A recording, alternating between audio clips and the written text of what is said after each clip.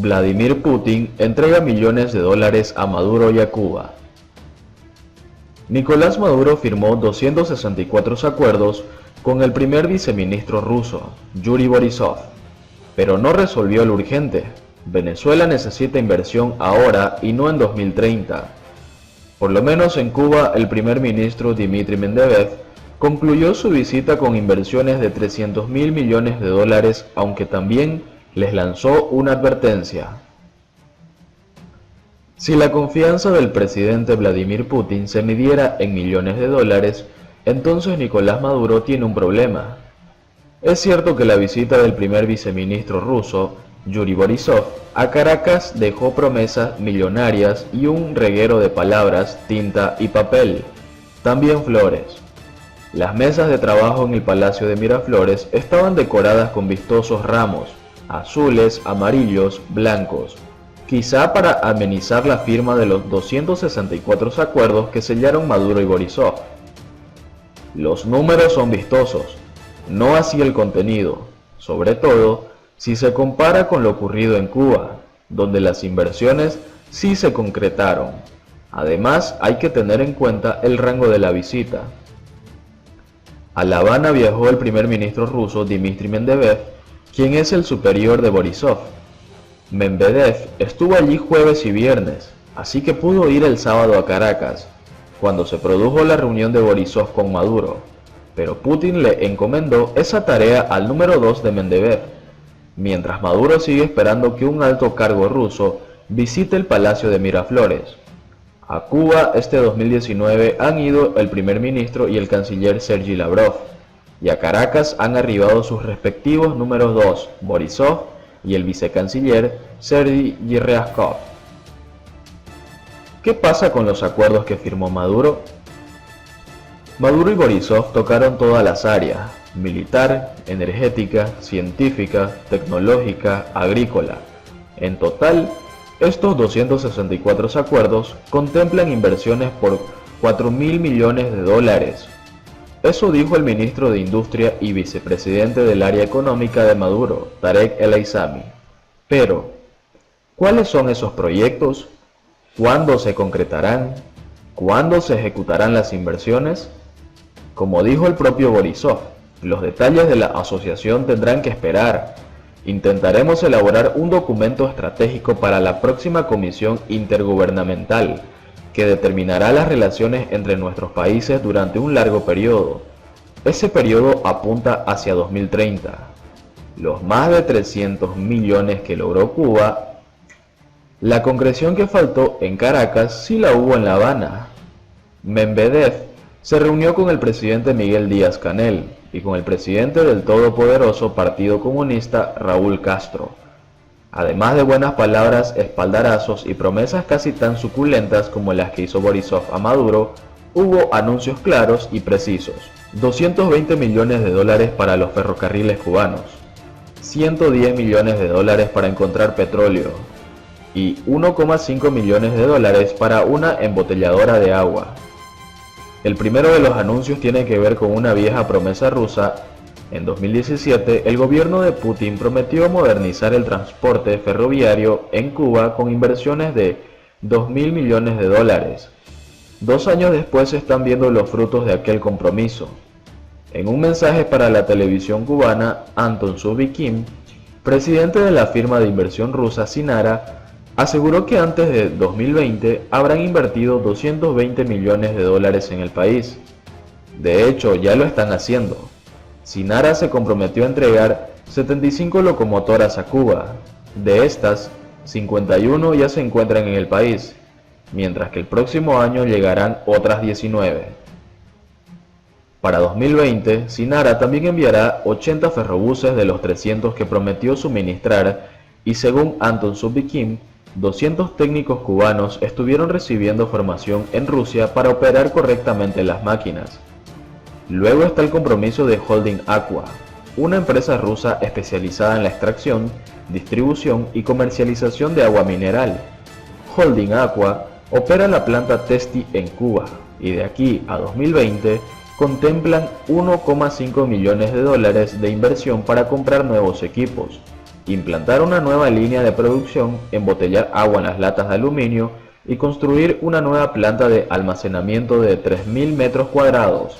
Así lo anunció la agencia TASS el sábado. En lo simbólico, La Habana también le ganó a Maduro, no solo por el rango, no solo por el contenido, también por los gestos. Medvedev inauguró la perforación del primer pozo petrolero horizontal en el campo Boca de Aruco.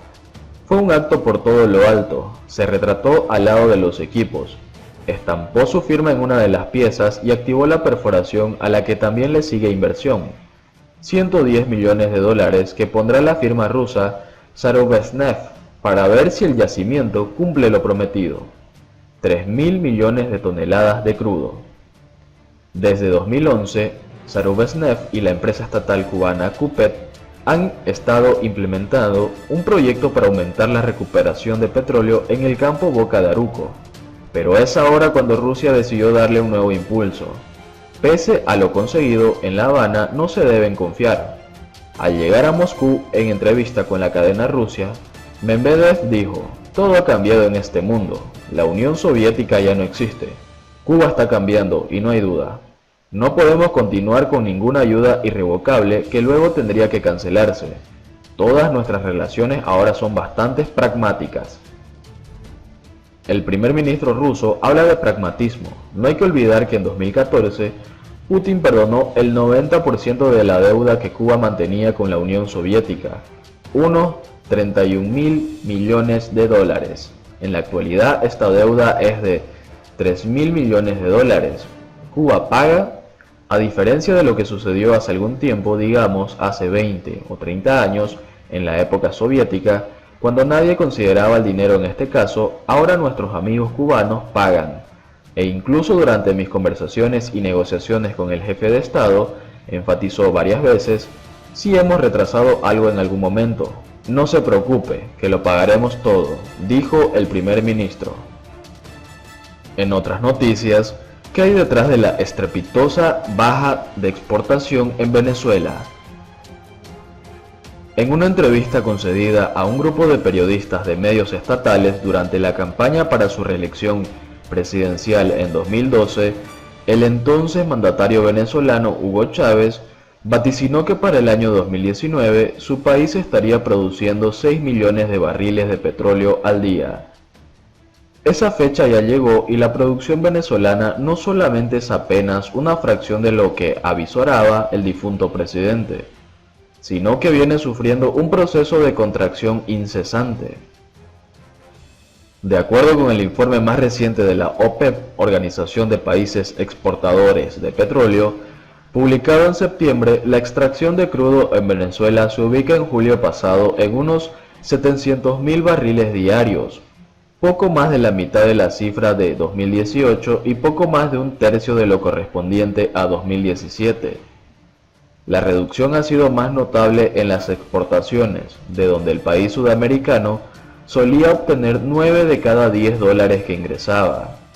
De acuerdo con cifras de la agencia Bloomberg, las ventas de petróleo venezolano cayeron en septiembre pasado hasta los 400.000 barriles diarios, lo que implica un retroceso hasta el año 1950, cuando se ubicaron en 400.000 barriles al día. Datos recopilados por el Clipper Data, una empresa especializada en seguimiento del transporte global de petróleo por vía marítima, confirman la caída de las exportaciones de crudo venezolano hasta los 400.000 barriles diarios. Estas cifras sitúan a Venezuela como país exportador de petróleo por detrás de Brasil y México en América Latina. Pero, ¿por qué han caído tanto las exportaciones de petróleo de Venezuela? Políticas y sanciones. Las exportaciones han caído principalmente por causa de la falta de producción en Venezuela y más recientemente como consecuencia de las restricciones que Estados Unidos ha impuesto sobre Venezuela, dijo Jorge Piñón, director del Centro de Políticas Internacionales de Energía y Medio Ambiente de la Universidad de Texas, Estados Unidos, en conversación con BBC Mundo. El experto atribuye el descenso de la producción a la politización de la petrolera estatal PDVSA ocurrida durante el gobierno de Hugo Chávez. Esta empresa debía haberse mantenido con una gestión empresarial comercial, no política, con visión a largo plazo. De esa politización que se inició en 2003 viene este declive, señala. En febrero de 2002, Chávez nombró como presidente de la empresa a Gastón Parra, un economista de izquierda especializado en petróleo, pero que era visto como un outsider. La gerencia protestó también por el nombramiento de otros directivos que consideraban que habían sido designados no por sus méritos, sino por sus simpatías con el gobierno. El enfrentamiento fue creciendo de tono y hacia finales de año terminó en una huelga general que duró unos 2 meses y tras la cual Chávez despidió a unos 20.000 de los 35.000 empleados que tenía la compañía.